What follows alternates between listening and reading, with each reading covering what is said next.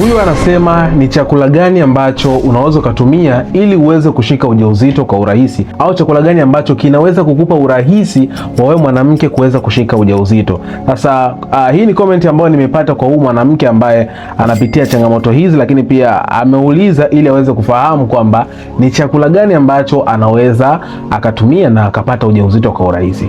Ongeza sauti ili mwanamke mwenzako pembeni aweze kusikia.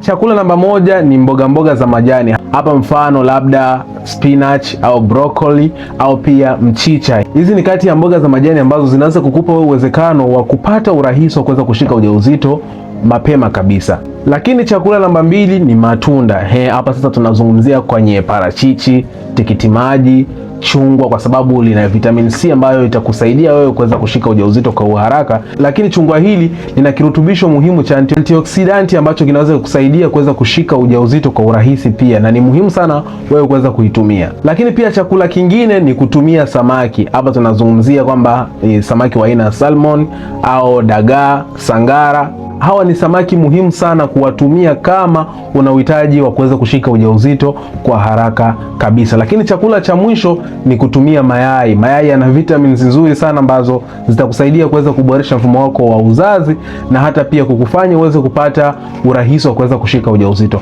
Kama umejifunza, basi hakikisha una share video hii na mwanamke mwenzako ili upate kumuokoa sehemu fulani kulingana na video hii. Lakini pia kwa tips nyingi hakikisha una follow account hii ili uendelee kujifunza.